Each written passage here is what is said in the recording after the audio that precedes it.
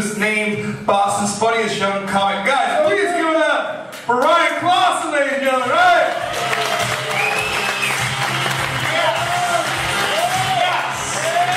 Love your energy. Great to be here, everybody. So my name's Ryan, and when I was 8, I got type 1 diabetes, right?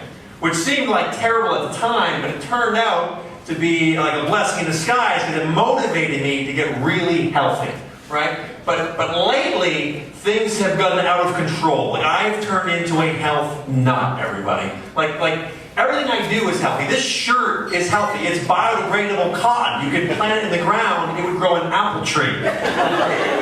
Everything about it, I go to Whole Foods, I go to yoga, I drive a Prius. I'm going to name my kid Kale. That's going to be his name. Kale Clausen. Because apparently Kale is like the Rocky Balboa of vegetables. It came out of nowhere. 5 years ago, no one here was eating kale. Because it wasn't even a food, it was a garnish. It was the same as parsley. It made other food look better.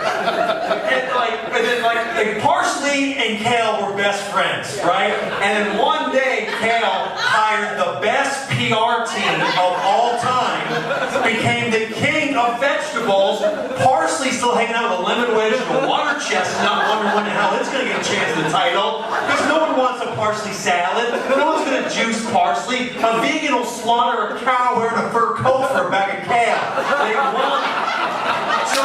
So I go nuts with kale, right? I go nuts with it. I start having it every meal of the day. I'm juicing it. I'm dehydrating. I'm making kale shakes. I'm having 8 bowel movements a day. It's like drinking a fiber missile. It's unbelievable.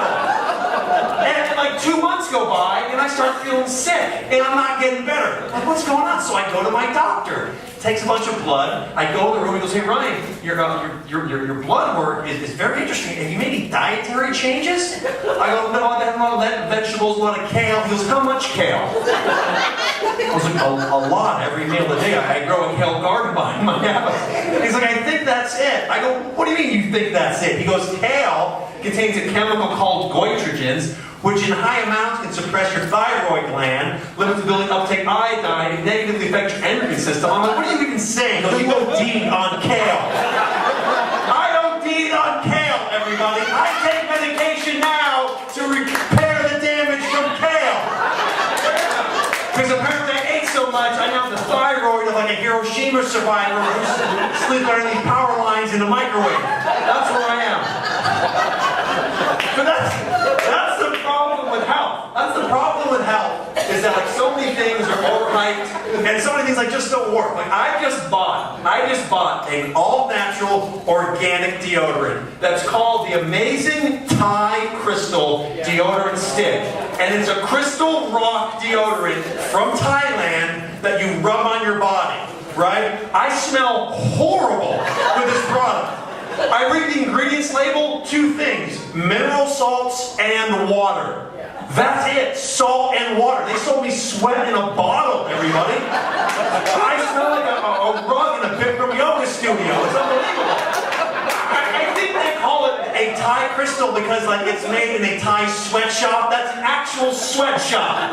It's like kids riding stationary bikes on top of buckets and they just collect it, make it into deodorant. I'm rubbing it on my body. Thai kids sweat onto my body.